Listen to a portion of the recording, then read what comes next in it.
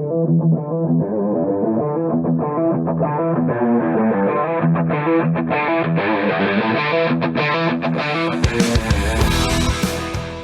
to the Automotive Diagnostic Podcast. We're going to explore ways to sharpen our diagnostic skills, find learning resources, and hear from experts in the automotive field. Hey, what's going on, automotive world? Welcome to another episode of the Automotive Diagnostic Podcast.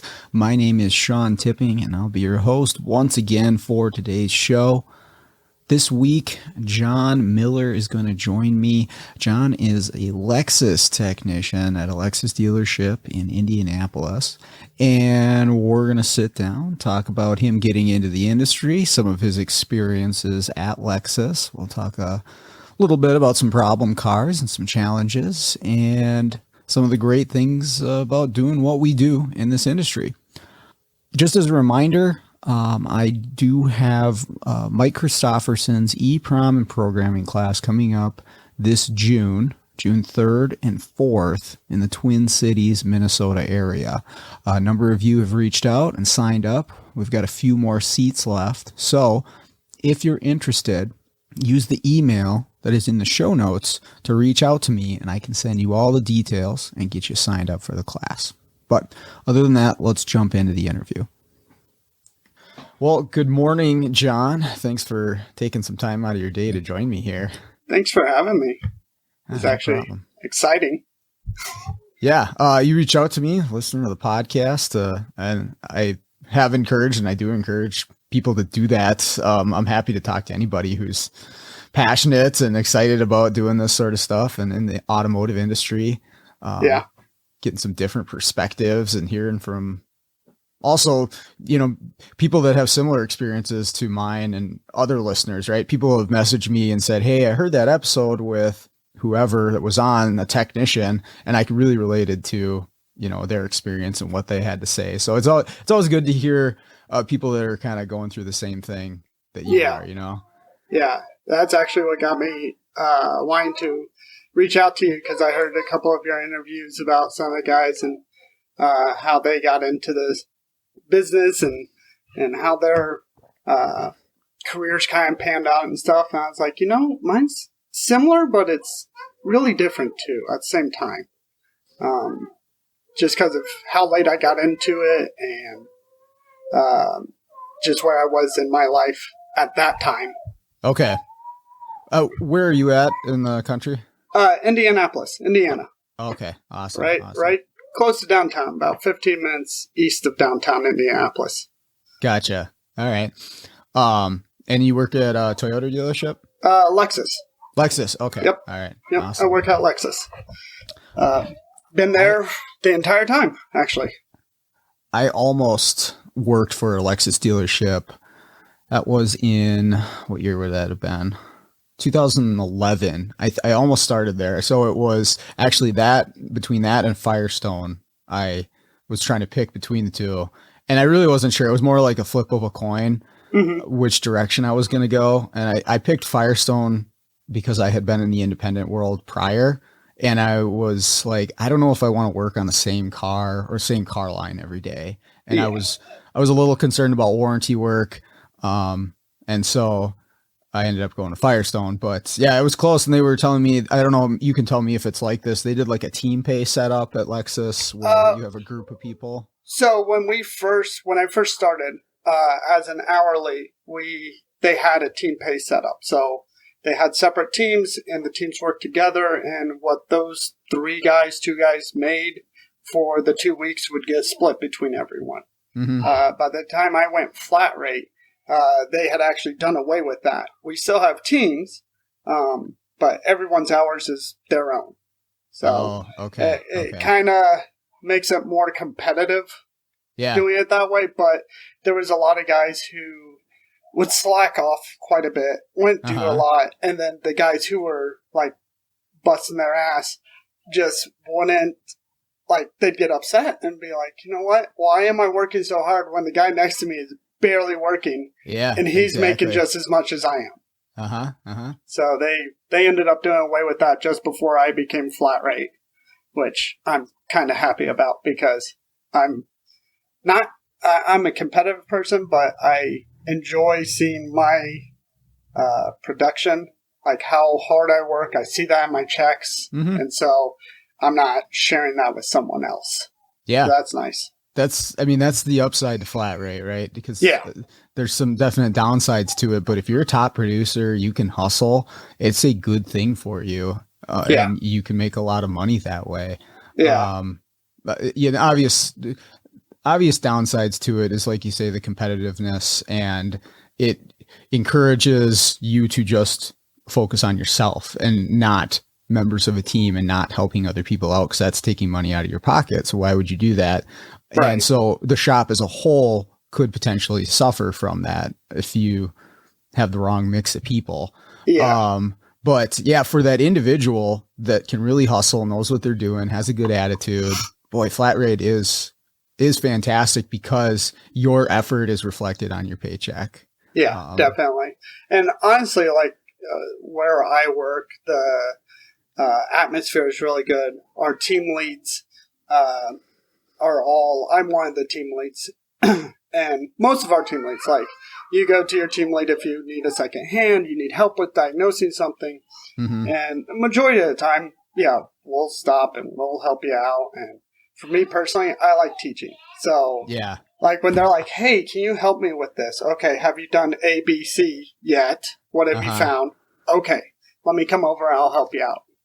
It affects my pay a little bit, but I just enjoy being able to teach them that stuff too, and be like, okay, now next time you don't need to come to me because you'll see it yourself. Sure. Yeah, that was my experience with helping people too, is as a tech. I enjoyed it, and it made the whole morale of the shop better too. You know, when you're willing to give somebody a hand when they need it, well, you're probably going to need a hand at some point too, even if it's just lifting something, or hey, can you hit the key in this thing so it'll crank, and just little stuff like that. It's nice to have people that are, working together. So taking those few minutes out of your day, I think is worth it. But again, back to the flat rate thing, it doesn't encourage that in any way. No. And so that's where I guess I could see, something like a team pay setup helping to encourage that. But you said they did away with it at Lexus, so it must have not been. Yeah, they had it around for a while. But probably about 6 months before I went flat rate, they ended up doing away with it because there were too many people complaining about it and stuff. Sure. Cool. How did you get involved with, or how did you end up working at a Lexus dealership? So it's slightly a funny story. I got into the field when I was 27. Okay. So I was a delivery driver before that for a pizza place. Okay. And I was like the paper boy of that. Like the delivery drivers you see driving 60 miles an hour everywhere to get to their stop and get back. That was me. Beat up car at a 2000 Civic, no exhaust, thing was loud as ever. But my wife had just gotten out of school, and we had 2 kids at the time. Mm-hmm. And I was like, you know what? I want to get into school. I want to get started with something. And I had been fixing both of our cars up using YouTube a lot. So I considered myself YouTube Master Certified, whatever I could find on there. For that, I think. Yeah, I could. If I could find a patch, I would put it on.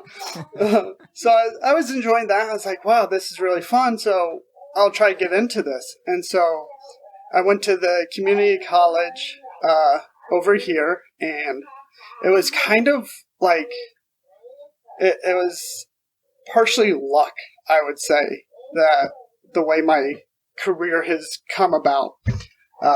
When I interviewed for it, because I went to a T10 program, so you have to do this like interview and take a little test just to see if you know enough to actually go through the program.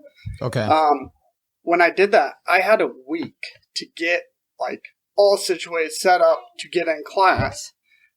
Otherwise, I was going to have to wait another year. And I was like, I can't wait a year. That's a long time for me. Right. So I got all situated, and it's a co-op program. So 8 weeks in class, 8 weeks in a shop. And it had to be a Toyota or Lexus dealership. So I applied to multiple different places. And annoyingly, like every week, I went to all those dealerships. I was like, hey, have you seen my resume? Hey, have you seen my resume? Mm-hmm. Pretty sure the guy got annoyed enough to finally talk to me. And so I got a spot at Lexus as a porter at first. So I was just pulling cars out, parking them. But I pretty much annoyed him to a point so he could get me back into a shop and working with people, working in the cars and whatnot. And finally, like after about a month and a half, I finally got into the shop working as an hourly, doing express lube and stuff like that. So okay. And I had 8 weeks from when I started class to get into a spot. And I had by the time I got into a spot, even as a porter, I had 2 weeks of class left. So I just barely got a spot in there to keep going. Nice. And I got lucky with it too. Like my instructor was a previous, he owned his own shop as doing electrical diag on cars for 20 some odd years. Yeah. Very passionate about electrical work and stuff like that. And he was absolutely amazing with it. And it really hooked me onto the electrical aspect of it as well. So did you learn most of your electrical skills through that program then? Oh, yeah. Okay. Yeah. They had electrical 1, 2, and 3. So dealing with everything from the basics, Ohm's law, stuff like that, to high, low diagnostics, which he was fantastic on that stuff and teaching, and that made me want to learn more. So I did a lot of studying after school till 3 a.m., falling asleep on my chair with a book in my lap. But he actually ended up retiring partway through schooling. Okay. And I got another instructor who came from aftermarket, and I believe it was Firestone that he worked at as well. Okay. And he was just a genius with alignment stuff. Like he knew that stuff, SAI and IA, how to just look at it and be like, okay, that's bent. Yeah. Right, just by looking at numbers. It's like, wow, I definitely want to be like that. I've known guys like that can do that with alignment stuff. And I mean, I could get through an alignment. I did plenty of them at Firestone, but I was never quite that level where I could tell what's broken or what's bent just by looking at the angles. Yeah. Yeah. Like when I was finishing a class, I could do that pretty well. I've kind of lost that ability since then because we do our own alignments, but it's a lot of newer cars. There's very few things that are usually bent, so I don't normally look at it. All the jam nuts come loose without a torch and everything. Yeah, yeah, for the most part. We do have our acetylene torch for the older 2000s and whatnot when they are really stuck. Oh, yeah. Yeah, you're still in the Rust Belt down there, so I'm sure you get plenty of it. I actually ended up getting some welding instruction done after school. And nice. So we repair generally IS and GS exhausts. They tend to leak in a few spots that cause O2 sensor codes. Oh, and between the two sensors, there's a leak? Yeah, just behind the O2 sensor, it will usually leak. Okay. And so we'll go and just repair the exhaust there and fix it so that way they don't have to spend a couple grand replacing the entire exhaust piece. Sure. Oh, that's awesome. Yeah, that's fooled many technicians having that little that pinhole leak in between the two, and then depending on the construction, you could potentially replace the cat and then still have the problem. Yeah. Some of them you may, by replacing the cat, you might fix the leak, but others not, and then you still got a problem, and ended up it was just a little Just a little exhaust leak there. That's one thing that I wish I had better skills with too, is welding. I took some welding courses in high school and actually in college, and I did a little bit of it, but there was not a single shop I ever worked at that had a welder.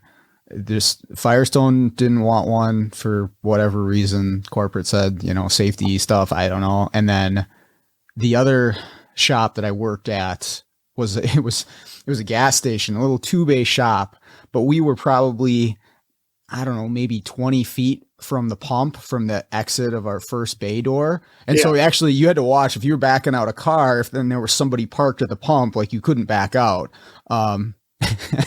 I remember one of the service, the lube guys backed out into the Napa car one time. But anyways, we were so close to the pump that what the safety regulations, we couldn't have an acetylene torch or we couldn't have a welder. And so we had to do everything with MAPS gas there, which was awful. But anyways, I never got good at welding. I can, limp my way through something, but if anybody looks at it and they know how to weld, they'll be like, wow, that's terrible. Trust me, I am decent, far from good. I do good enough that I can do my job, but I'm far from any professional welder or somebody who welds a ton all the time. It's a whole nother skill set, and it's impressive the people that can do it really well and do the TIG welding and stuff like that. Yeah, definitely.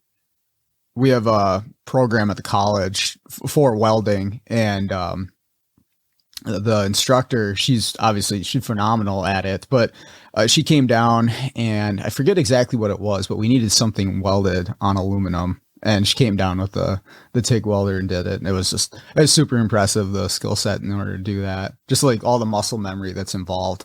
Oh, yeah. And just watching people weld, there's 4 of us in our shop we have a fairly big shop. We've got about, with hourlies, we have about 25 guys in our shop. Okay. 4 of us know how to weld. Okay. 2 of which who are much better than me. So anytime I can get a chance, if they're welding something, I'll step over there and kind of watch them because they just do a phenomenal job. I'm like, wow, how am I not there yet? Well, I remember taking my it was called Metals was the class in high school. I remember taking that. That was my first introduction to it. And it was so much fun just because you're doing stuff with this high powered equipment that you never experienced before. And I remember, the stick welder was my favorite. Well, actually the plasma cutter was probably my favorite, but the stick welder I really liked because after you were done, you get to smash all the slag off of it. And it just felt like you were doing something manly, Yeah, definitely. Yeah. When I was going through, it was like a little week-long training class for MIG welding. There were people doing stick welding and TIG welding. I'm watching them. They're just banging away at stuff. And I'm like, I want to do that. Yeah. It looks more fun. But yeah, so I ended up actually getting the welding stuff from my service manager. He ended up seeing, and as he put it, it was an investment. I was an investment for him. Okay. So anytime I could increase my skills or add a skill set to the shop, he was very inclined to be like, hey, I'll pay for it. Go ahead. Do it. Mm-hmm. And we have diagnostic specialists as well who also saw me as an investment and used me hand in hand for about 6 months. I got off of the Express Lube 6 months before I was supposed to go flat rate, and I worked with him hand in hand with the vehicles that no one else in the shop either wanted to deal with because they were too difficult, or they were brand new cars that were having issues that no one really knew what the problem was. Okay. So I got a lot of hands-on with that stuff from him before I got out of school. So that really helped me out as well. That's cool. Going flat rate. But yeah. And you're doing some of that stuff now too, is the high level diagnostic side of things too, right? Yeah, I'm still his go-to guy when he has vehicles, brand new vehicles especially, that have issues. He usually brings me the ticket and he's like, here, I know you can handle this. Come to me with the answer and we'll get it taken care of. Like we just had a few weeks back, we had a 22 LX with, it was a door lock issue. Uh-huh. Doors would lock just fine, unlock just fine with everything. But the customer, they have an app. Everything has an app now. But Sure. they have an app that would tell them when their car was being unlocked or if something was unlocked or windows down or anything like that. Well, the customer kept getting a notification that his doors were unlocked. And he was like, I looked and all my doors are locked still. There's nothing wrong, but it keeps giving me this notification. Well, come to find out, there's like a micro sensor in the door lock actuator that for some reason it wasn't contacting when you hit the lock button. But if you open the door and leave the door open and you hit the lock button, it would, on the data list, it would flip lock real quick and then unlock again. Oh, okay. And we're like, okay. So it's got to be something with that micro sensor in there that's causing it to act up.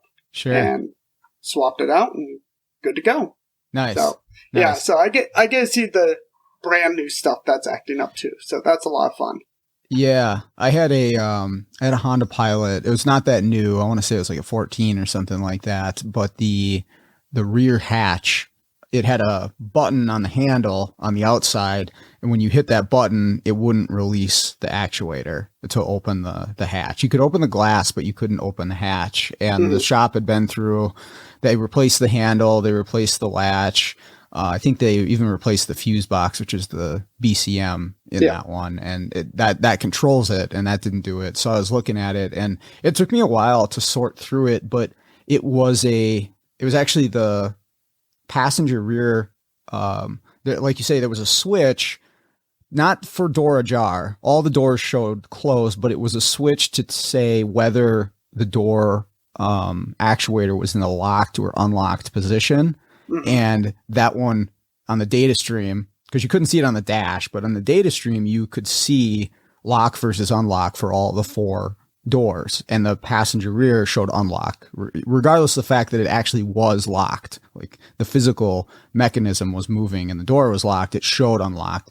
And it ended up being a broken wire in the door jamb for that particular switch that fixed it. But it was just so weird. Like that's normal operation on that particular Honda, that it has to see all of the doors in, was it the locked? It must be the unlocked position. That must be what it is. It must see them in the unlocked position in order for the rear hatch to open. And that one showed locked. I think that's what it was. But anyways, it was very strange that because it doesn't like come out and say that anywhere in service information that I found or in the scan tool. There's no warning on the dash, but it won't let you work that handle until it sees all the doors are unlocked. It's really strange. Yeah. And there's a lot of times in service information, especially with like the 21s, 22s, like you won't see what you need to on there. It doesn't give you all the information that you need for diagnosing it. What's your approach on something brand new like that, where you don't have necessarily service bulletins or, a lot of times since I am good with the electrical aspect of everything, a lot of times I'll go straight to the wiring diagram and figure out from there, okay, this is my sensor in, this is my sensor signal out, here's my power, here's my ground. Okay. Figure out where these are located and start checking stuff out from there. Because most of the time, I can generally tell on a wiring diagram kind of where the voltage should be going or coming from and stuff like that to help me narrow it down at least. Sure. Yeah, that's a skill set to be able to read a diagram and have an understanding of how the system must work.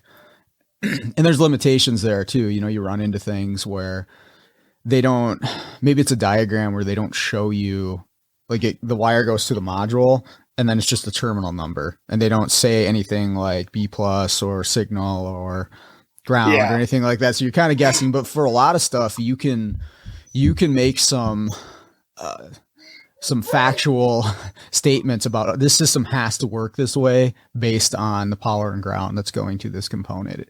And that will help you out through a lot of situations. I think the toughest part is you can understand the circuit, but it's the computer strategy that sometimes is the mystery. Like, okay, well, it gets this. I know this is a signal wire, but if it sees 2 volts on this wire, how is it going to react as opposed to if it sees 10 volts on this wire? Like, what is the strategy for this particular module? And that's the part that sometimes I, get hung up on and have to do some experimenting with some known goods or. Yeah. And that's one of the things for working at a dealership, like known goods. Yeah.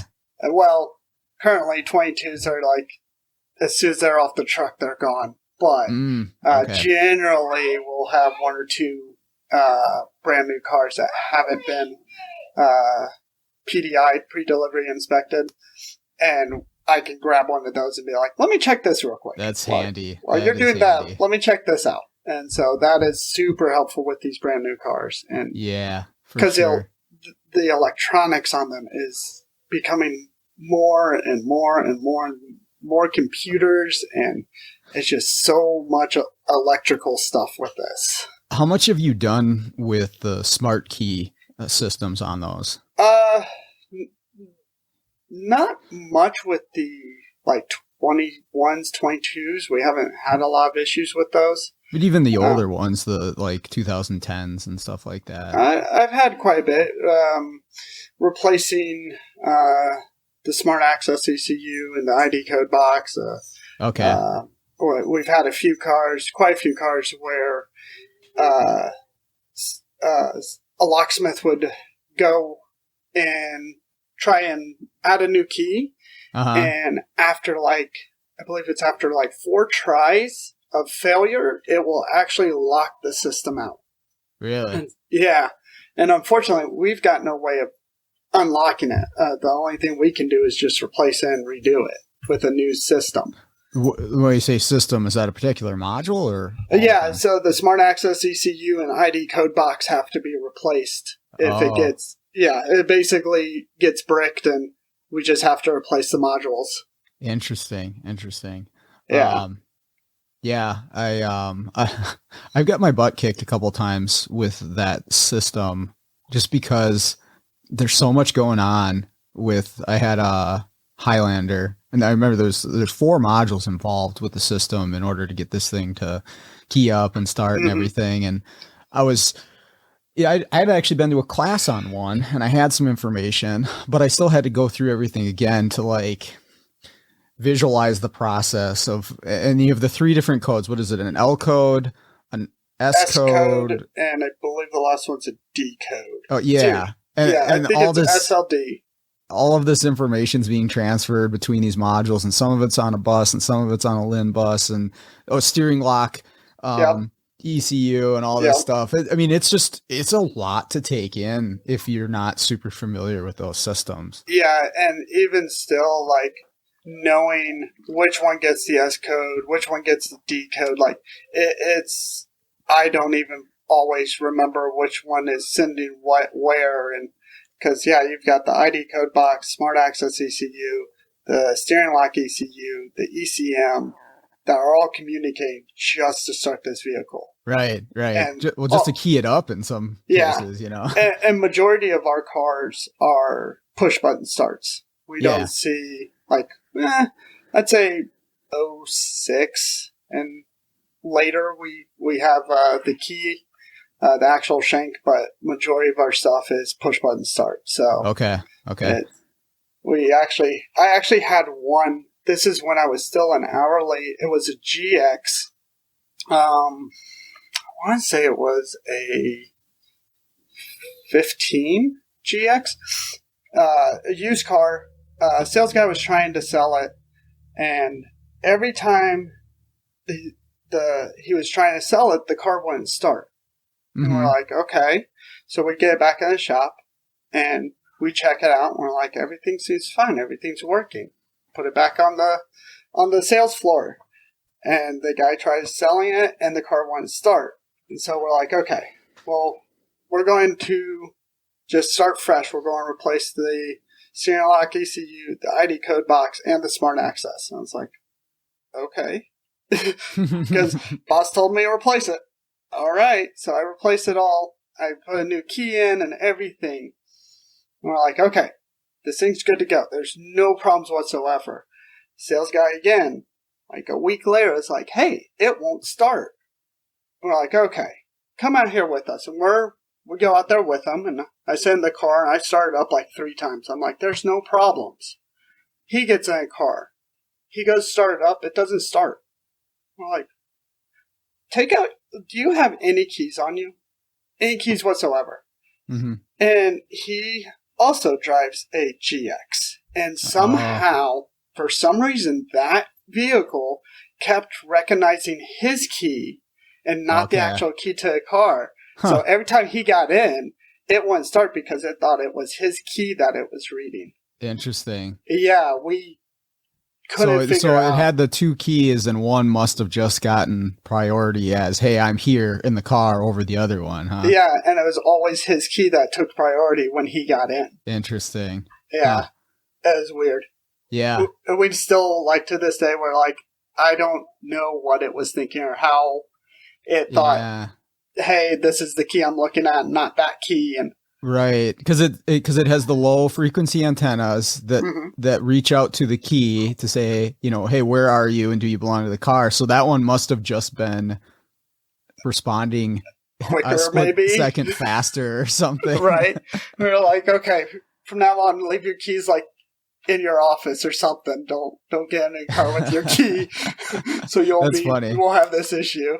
Yeah. Well, you run into weird stuff like that where you gotta kind of think outside the box because that's not a normal problem. No, it's not. Okay. Here's one. I've got it's a 14. It's a Lexus. What's the model? I'm blanking on this now. I want to say is it RC? Is that one of the sporty style looking one? Yeah. Yep. I think it's like the F Sport. F Sport. Yeah. Okay. So 14, and the guy replaced the ECM, and then he called me to program the used one that he put in, and I came and I made sure that he actually had the right ECM. I matched the part number and everything, and it did come out of the same Lexus, just the same year, same model, and everything. Part number matched. So we put it in, and I was going to do the anti-theft handshake where you just do 4 and 13. Yeah. I do 45 minutes. I know the service info says 30. Some of them are 35. I just do 45 minutes so I don't have to mess around. I've done 30 before, and right at 30 minutes, I'll unplug it and do it, and I'll have to redo it because 30 minutes just wasn't enough. Even though it says do it for at least 30 minutes. So yeah, I always do 45. Okay. So I did that, and I took everything off, and it still gave me the $27.99 in the ECM. And I was like, okay, well, let me do this one more time. So I waited and waiting 45 minutes twice that's a decent chunk of my day. Right. And I got the same result out of it that time. And I just told the guy, I was like, I don't have time for this right now, but I'll come back. And I haven't yet. It's on my list of things. I might get back to it this week or next. It's not a rush job. The guy bought the car and he's just trying to get it back together, good to go. And so I've got to go back and kind of construct a plan of how I'm going to approach this. But there was no other codes in any of the like smart key related system or, modules that I could see. And it did recognize the key and it keys up. So it's that key, I would assume belongs to that vehicle. Cause he bought this, I think at an auction or something, which obviously there's all kinds of interesting things that can happen that way. But, what would be your approach? I'm just curious if you had a scenario like this. What's coming to your mind right now? What is the code again? It's a B2799. I think that's in the engine control module saying that there's an immobilizer fault or an immobilizer mismatch. And there's mobilizer mismatch. Because I know I've done used ECMs on that year of Lexus Toyota before, and I was able to write the VIN, but the VIN shouldn't prevent it, it shouldn't keep that B code from popping up. It's always been the anti-theft handshake. Yeah. I don't mean to put you on the spot. I was just curious what your thought process would be. Well, yeah, normally it would be ECM, handshake, and I don't even remember if I actually check the code for the mismatch at first, or if I actually go through, and I believe what I normally do is I will do the handshake. Mm-hmm. As soon as I'm done with the handshake, I'll go in to Smart Access and do the steering lock ID code box handshake through the utility. I don't even know if I don't think I usually check for that code. After I do the handshake. I think I automatically just do the other handshake. So there's an additional one that I need to do if replacing ECM? Yeah, I believe you'll have to do the ID code box to steering lock ECU handshake as well. It should be under the utility portion of it. Okay. All right. I'll check for that for sure then. Yeah, double check on that because that's what we normally do is we'll do the 30-minute handshake, 45, and then we'll go in and we'll do that handshake, and that kind of links everything up finally. Okay. All right. Well, I'll give that a shot then. Let me know what you find out with that too.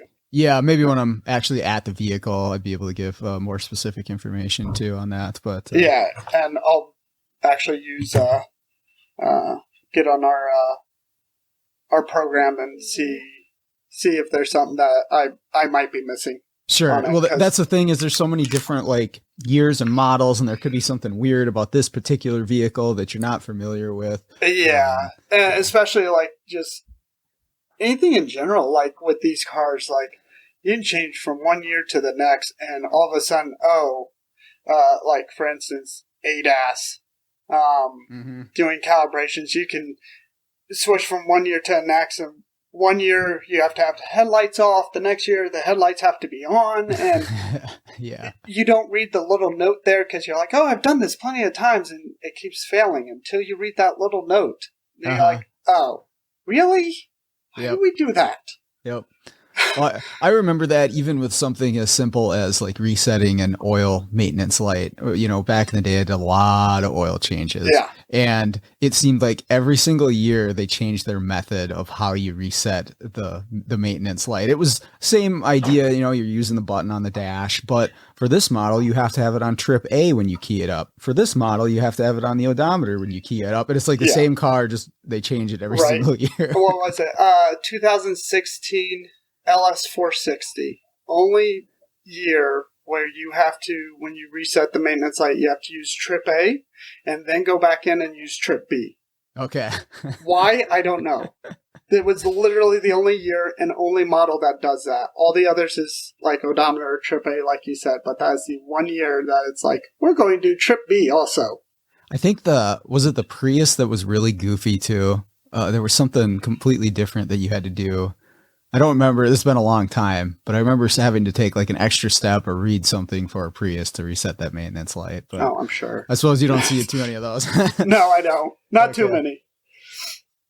But. Yeah. Oh, it's interesting. I have a lot of Toyota technicians that have reached out to me or even been on the show as compared to other manufacturers. I talk to a lot of independent technicians, but I seem to interact with a lot of Toyota, Lexus technicians as well. I actually have another guy who's going to be on the show in the near future who works at a Toyota dealership out in California. But nice. I don't know what the correlation is there. But you guys must just really be into being the best. Yeah.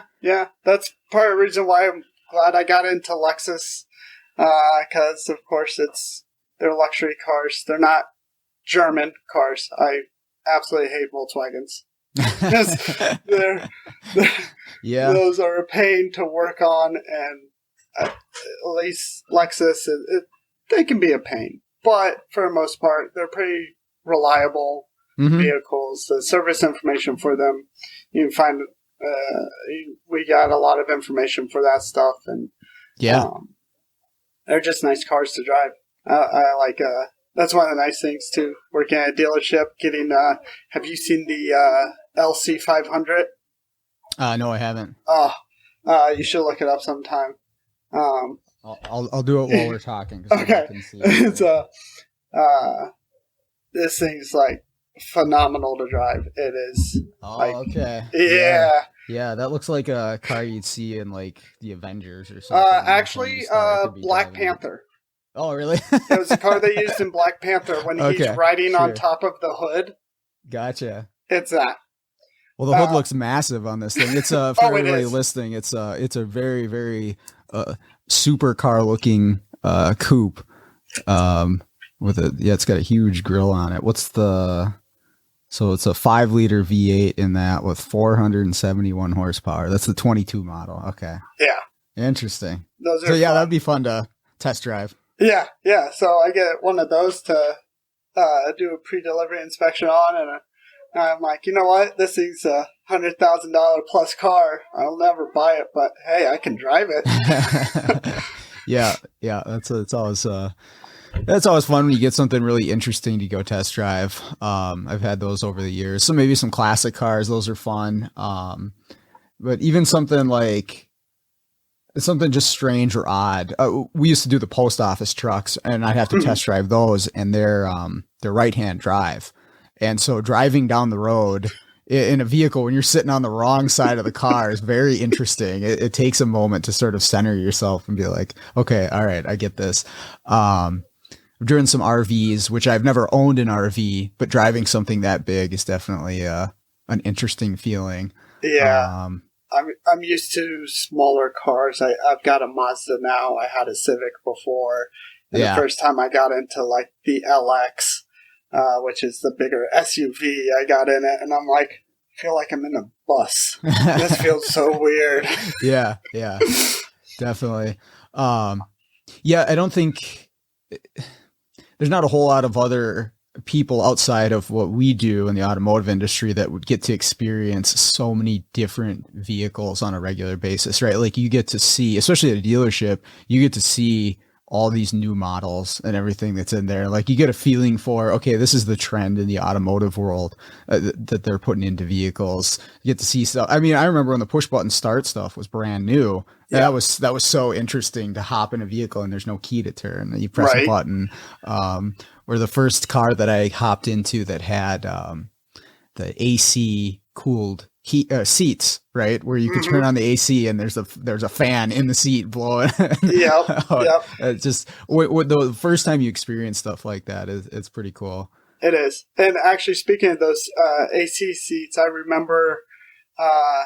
So at one point, the fans would blow outwards for when they first started having those, and then they had 1 year. I want to say it was like 16, 17, maybe. They switched it where instead of blowing air out, it sucked air in. So, and it was the weirdest thing because customers were complaining. They're like, this isn't working right.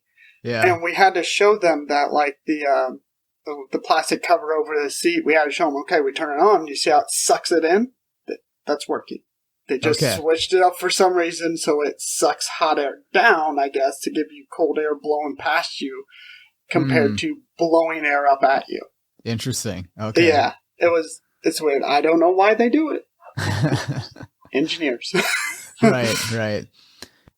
But, but honestly, like, working at a dealership, besides, like, seeing all the new stuff, I just had a 95 ES that I had to deal with, which we don't see too many models past 2000. Mm-hmm. And we had, like, 3 in 1 week that came through. And seeing those are really difficult because most people don't know, most of the guys here don't remember those vehicles or how to diagnose them because they might have been switched over to OBD2. Like I actually had to use a aftermarket OBD2 scanner to diagnose it because it didn't even have like our text stream wouldn't work for it. Oh, Our wow. OE scanner wouldn't work for it. It would just be like retrieving information and just like freeze up on us. So it's nice to be able to get like brand new stuff all the way back to like early 2000s and stuff like that. Yeah. But Well, isn't that interesting how something old can be, more challenging? You'd think a lot of the time, the brand new stuff with all the new technology, it's really complex, but sometimes that, 95 or a 93 vehicle is like, wow, okay, how am I going to approach this? Yeah. I don't have bidirectional tests. Maybe depending on the car, I don't even have scan data on particular things in OBD1. I have to completely change my thought process in tackling this problem. Yeah, and that was a big thing was, okay, let me see if I can pull a code, because there was a check engine light on, but it was more so like, okay, what process do I need to take? I can't depend on my text stream and bidirectional controls to help me out with this. How can I go around it to diagnose this? Mm-hmm. And it ended up the guy needing a transmission. Okay. Because I don't know why he did this, but he had used his car to push another car into his garage. Oh, no. Yeah. And then he was like, afterwards. A Lexus, no less. Yeah. And afterwards he was like, I don't know what happened. It's not working right anymore. It's just not picking up and going. And of course his speedometer is not working. There's other issues with the car. He had duct taped his the tube from the mass airflow and airbox into the throttle body was like duct taped together. And I'm like, oh boy. Oh wow, buddy. This is gonna be a process here. But yeah, no, it's fun working at the dealership and seeing everything coming in new, and I just came back from Chicago for new model training, so I got to talk and see about the newest NX models coming out, because Nice. they have the hybrid electric NX 450H Plus now. Okay. So it's got an electric battery that will run 36 miles per gallon per charge. Okay. And then once that's depleted, it goes to a hybrid mode. Okay. It's weird. So like you can do in-city driving all week, never use gas, and then decide you want to go out of town and be able to just take your car and go, instead of having like a Tesla where you have to plan charging points or have a second vehicle to drive out of town. So I was driving yesterday actually, and I was with somebody. We saw a Tesla and it had Hawaii plates on it, which I question whether that was accurate or not. But I'm in Minnesota, so we don't see too many Hawaii plates in general. But we saw a Tesla. I was like, well, okay, they must have had to ferried it over if it's actually from Hawaii. But then I was like, driving to Minnesota from the coast, that's a long drive. I've made that drive. It's like 32 hours from the coast to here in Minnesota. And there's a large stretch of places in the US where are you going to have an electric charging station? I mean, maybe nowadays there's more options, but you'd really have to like plan that out before you just decide to head out on a road trip with one of those, where you wouldn't necessarily have to with a hybrid. I think the hybrid is the better answer, at least for the short term. They're talking like we're going to go all electric and no gas. And I think the combination of the two really makes a lot more sense for versatility and not, killing the power grid the way that every single car being electric would, Right. And also the fact that like how many charging stations would have to be put up everywhere, and who's going to pay for it? Who's going to pay for those charging stations everywhere? Like that's I don't see that happening, at least not anytime soon. It's not as simple as it seems to. Like a lot of customers, and no fault of their own, they're not in this stuff like we are, but I talk to a lot of people who just own vehicles. You're like, yeah, we're going to switch to electric vehicles, and like it's all just going to happen like that. And the other thing I tell people, I'm like, that are considering buying an electric vehicle, I'm like, well, if you have a repair shop, a facility that you go to and you should probably make sure that they can service your vehicle after it's out of warranty, right? And if you want to continue to go to, X shop up the road, do they even work on electric vehicles? Are they going to be able to help you out with, certain things and things like that? So there's so much consideration to go into it. And I think it is the future eventually, but the hybrid model sure makes a lot more sense to me. Yeah, it really does. It gives the versatility, like you said, and you get better gas mileage and sure, yeah, and less emissions and all that jazz without having to worry about where am I going to charge my car? Yeah, exactly. And how long will it take to charge my car? Exactly. Well, that's the other thing, which I'm sure they'll figure out. And there are some impressive chargers out there right now and methods, but still it's a time consuming process you got to kind of plan out for.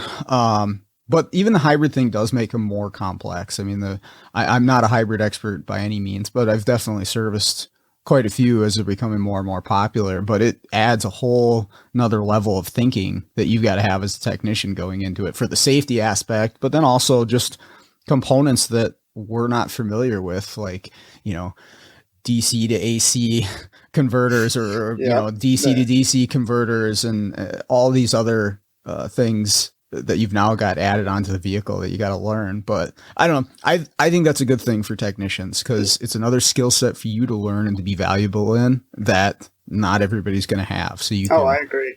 Charge appropriately for it. Yeah. And so I mentor one of the kids, one of the guys that is in school right now. And we were actually doing a recovery charge on the hybrid system of a CT, and the hybrid battery was completely depleted. So we had pulled in and everything, and he was like, "Is this dangerous?" And I'm like, "Yeah, if you don't know what you're doing, it can be. You can definitely kill yourself doing this."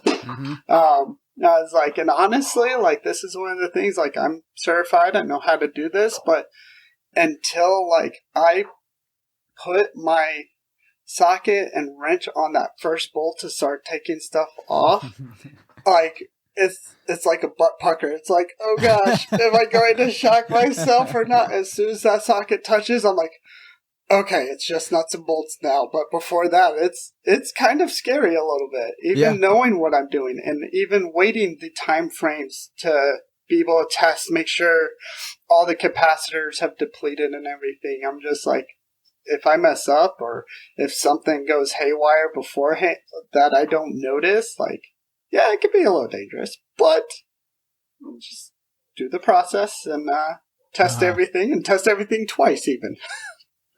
Yeah, exactly. That's the thing. If you know what to test and what to check for, it is completely safe, but you still have that in the back of your mind. Well, that makes you cautious and it makes you more aware, having that heightened sense going, okay.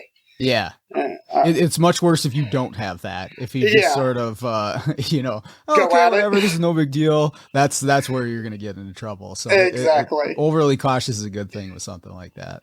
Yeah. And it was kind of funny because the guy I'm mentoring, he's fresh.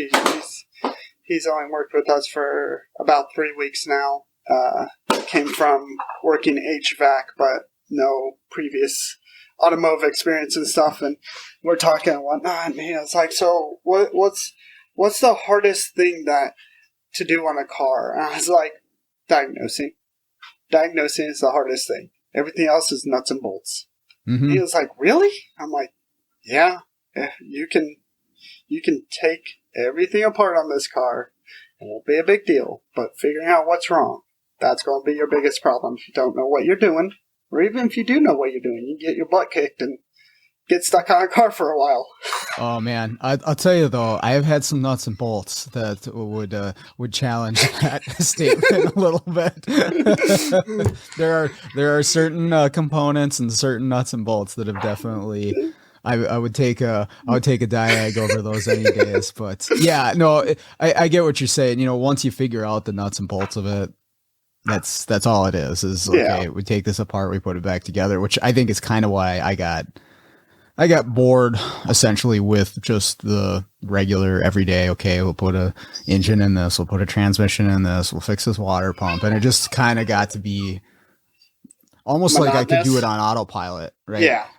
I've always said if I can listen to a podcast or something like an audiobook and absorb information and still do something else, like the dishes or clean my house or something, that's a lower level task in my brain because I don't have to apply thought to it. But for diagnosing, I can't do that. I can't diagnose something and absorb information at the same time. Like I have to be really focused in my brain when I'm going through it. Yeah, I agree. And like usually when I go to diagnose, that's when I'm like, okay, earpods out. I gotta focus on this because this is going to distract me. Yeah, but if I'm doing a water pump or something like that, I can completely be engrossed in what I'm listening to, and it's from experience, right? It's just I've done it so many times that my hands and stuff just kind of do their thing. It's like muscle memory. Exactly. It's a very strange thing.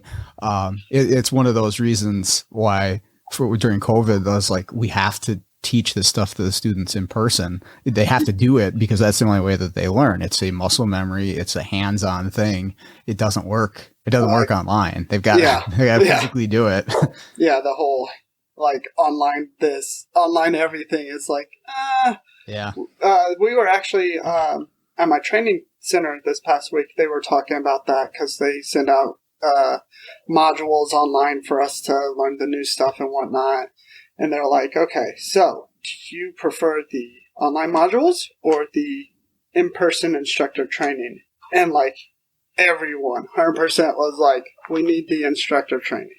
Like we want to touch these vehicles. Mm-hmm. Like that's going to be our best way to learn this stuff is to be able to put our hands on it, mess around with it, figure out what issues are happening, and even like just the connectivity from like it's not just my dealership there. We had guys from other dealerships, other states that they had questions I didn't think of. I had questions they didn't think of, and now we're all finding out the answers to all those questions together and learning a lot more about these vehicles than okay, watch this module online.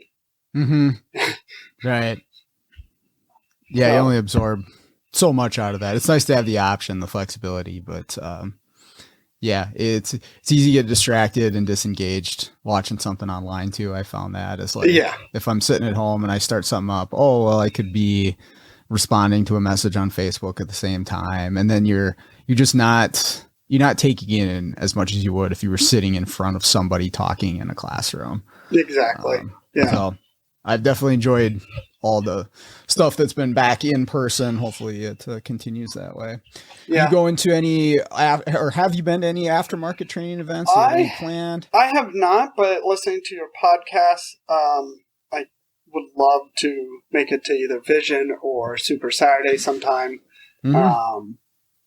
But we'll see if the cards are in it for me because young family and wife works full time and she's a nurse, so she's busier. She's busier than I am, so we'll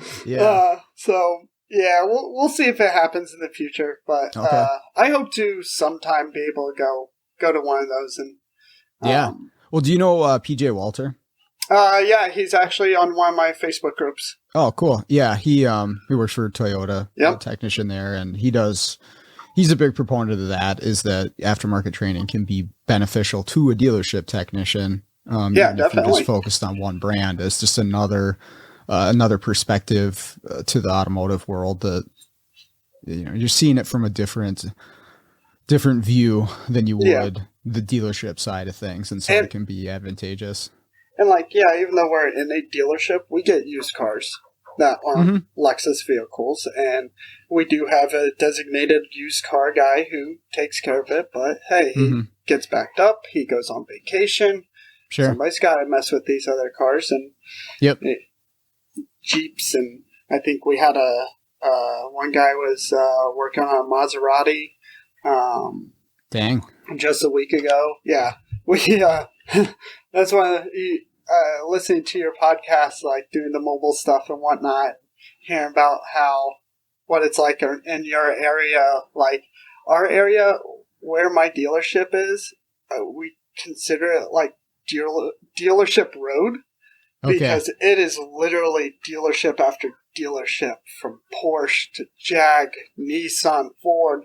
Like, just like, I want to say it's like maybe 2 or 3 miles of nothing but dealerships. Wow. Okay. It is insane the amount of dealerships that are there. Huh. So, doing a mobile thing, it's kind of, for my area, that'd be a little difficult just because of you got all these dealerships right next to each other and the collision centers that are right next to them. So they're like, yeah, I can just call them and they can walk over and do it. Right. Yeah, a little different depending on where you're at, for sure. Yeah. But always probably plenty of job opportunities there, I would imagine. Oh, yes, definitely. I've seen guys come and go, and a lot of times they just go to the dealership right next door for just a couple roll bucks the more. toolbox over next door. Yep. It's just like, I had one guy, so we have Audi directly behind us. So we have our main road and then the road we turn onto to get to our dealership. Like, you have our dealership, you have Audi, and then Land Rover, Jag, and Volvo all behind us. So it was literally like, if he wanted to, he literally rolled his toolbox to the next dealership right behind us because we share the same parking lot. Nice. It's crazy. It's crazy how packed they've put all those dealerships together.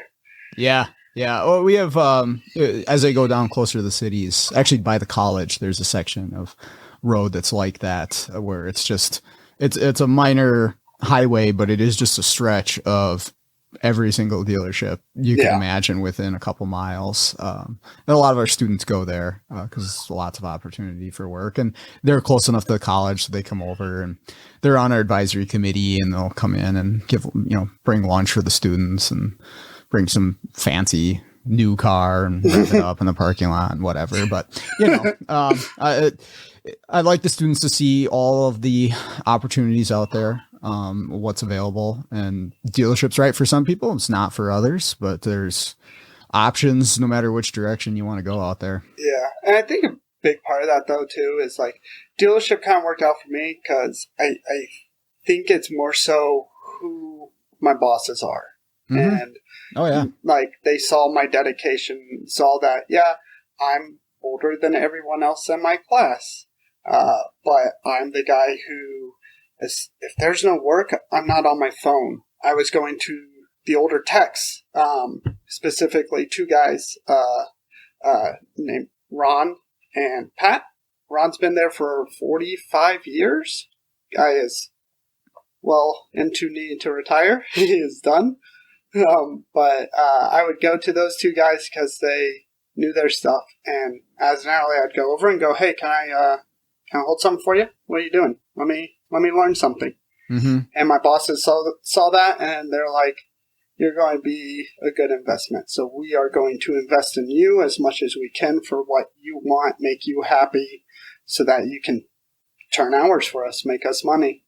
And it kind of worked out. I think if it was any different, if it was different people who were in those spots, I don't think I'd be in the spot I'm in now if it wasn't for them. So that's awesome. Yeah, that's good advice for anybody too. Starting out is just, be ambitious and be helpful and try to get involved as much as you can. And right now, if you're at a decent shop, they're going to recognize that and make sure that you are compensated and stick around correctly. And if you're at a place and you're doing those things and you're not being recognized, roll that toolbox over, because there's plenty of shops that will, for sure. Exactly. And I've told guys at the community college that I went back to visit my old instructor, and he was teaching classes, and they're like, hey, so I have this going on, and my general manager is wanting me to quit or doing this or that. And I always look at them and I go, if they want you to quit doing your schooling to go just turn hours for them, you need to find a different job.